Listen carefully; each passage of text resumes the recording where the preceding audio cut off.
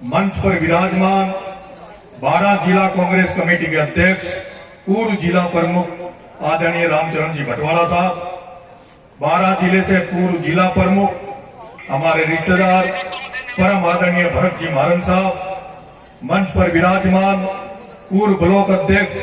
आदरणीय दुर्गा शंकर जी मीणा साहब, मंच पर विराजमान रामेश जी प्रधान पूर्व प्रधान किशनगंज और समस्त मंचासीन मेरा छोटा भाई पूर्व छात्र संघ अध्यक्ष हरिप्रकाश मीणा, भाई यूथ अध्यक्ष विजय प्रताप सिंह जी, मेरा छोटा भाई मनीष मीणा, सुरेंद्र निमसरा, समस्त युवा साथियों और पंच पटेलों, इटावा की धरती पर आप सबको मेरा राम राम। पर्वत सी हो गई पीर, पर्वत सी हो गई पीर पिघलनी चाहिए, हिमालय से गंगा और निकलनी चाहिए। हंगामा खड़ा करना गुंजन और नरेश का मकसद नहीं, पर इस हाड़ौती की तस्वीर और दिशा बदलनी चाहिए। हाड़ौती के किसानों के हालात बदलने चाहिए, हाड़ौती के किसानों के हालात बदलने चाहिए। आज पहली बार इस इटावा की धरती पे आया हूं। जब प्लान कर रहा था कि मुझे इटावा जाना चाहिए गुंजन साहब को मजबूत करने के लिए, तो मैंने कुछ साथियों से बात करी। उन्होंने कहा, क्योंकि मेरा सीधा सीधा यहां कोई जानकार नहीं था, 4-5 जो लोग थे उनसे बात की, और वो लोग थे जो राजनीति में नहीं थे, जिनसे केवल मेरा व्यवहार का रिश्ता था, दोस्ती का रिश्ता था। लेकिन मैंने 2 साथी भाई मनीष मीणा और सुरेंद्र निमसरा को कहा कि क्या तुम गांव गांव जाके मेरा नोता दे दोगे?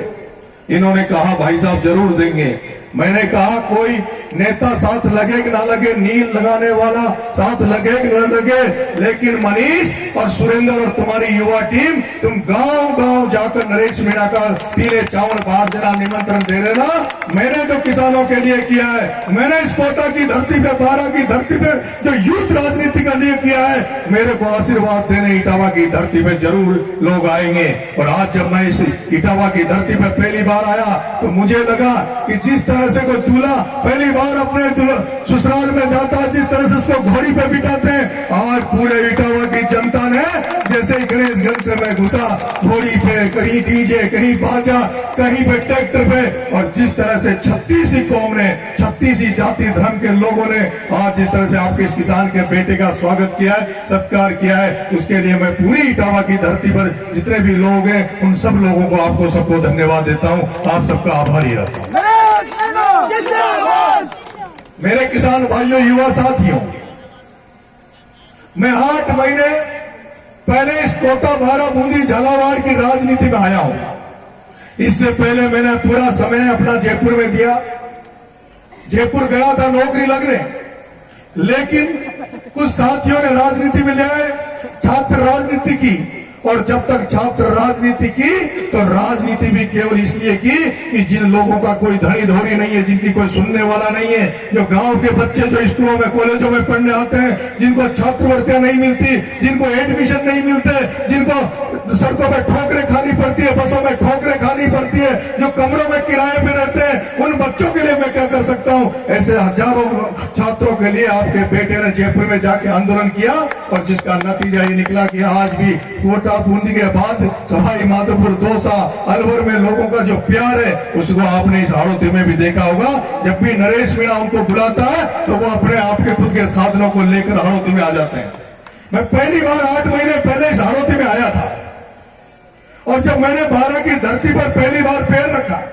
तो मैंने देखा कि यहाँ अगर सबसे बुरी हालात है, सबसे कमजोर हालात है, तो हाड़ौती के किसानों के हालात है। जिस हाड़ौती में कोटा बूंदी झालावाड़ बारा में अगर सबसे बड़ी कोई तादाद है, सबसे बड़ी अगर इनकम का कोई सोर्स है, इनकम का कोई आय का स्रोत है, तो केवल यहाँ के किसानों की खेती बाड़ी आय का स्रोत है।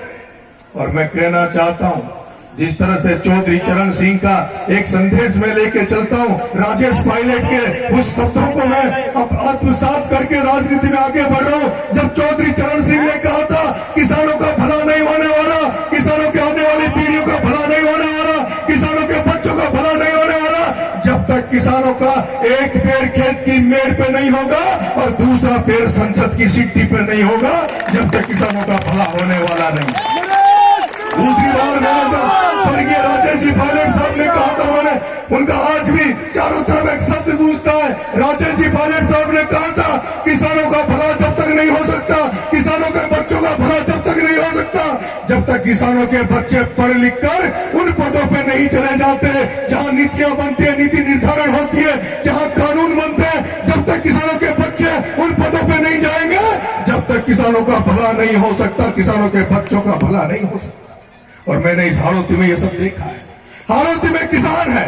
लेकिन मैं देख रहा हूं केवल किसान यहाँ खेती तक सीमित है, खेत खलिहान तक सीमित है। किसानों के बच्चे, जो किसान अपनी मेहनत करते हैं, हार्डकोर मेहनत करके जो पैसा कमाते हैं, वो अपने बच्चों पे खर्च कर देते हैं, बच्चों को शहरों में पढ़ने भेजते हैं इस विश्वास के साथ कि उनके बच्चे पढ़ लिख कर नौकरियां मिलेगी, वो आगे बढ़ेंगे, काम धंधा करेंगे। लेकिन मैं जिस तरह से इस कोटा, बारा, बूंदी, झालावाड़ की धरती को देखता हूं, कुछ लोगों ने सब सिस्टम पर कब्जा कर रखा है। राजनीति में कुछ लोगों का कब्जा है, उनका आर्थिक जो फैक्ट्रियां उन पे उनका कब्जा है, हर जगह कहीं भी देखोगे तो उनका कब्जा है। और जब मैंने देखा तो मुझे लगा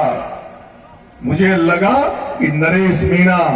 जो अब तक राजनीति चली है, जब तक इस राजनीति को नहीं बदलोगे तब तक इन किसानों के चेहरों पे खुशी नहीं आने वाली, जब तक इन किसानों के बच्चों का भला नहीं होने वाला। और यही कारण था कि आपके बेटे ने जब किसानों की आवाज बनकर बारह में जब मैं मैदान में उतरा तो आपने देखा होगा किसानों को बीमा के पैसे दिलवाने के लिए, जैसा कर्नल भेसला ने अपने गुर्जर समाज को आरक्षण दिलाने के लिए रेल रोक दी थी, वैसे नरेश मीणा ने इस बारह की धरती पे किसानों को बीमा के पैसे दिलवाने के लिए छपरा की धरती पे ट्रेन रोक दी थी, रेल रोक दी थी।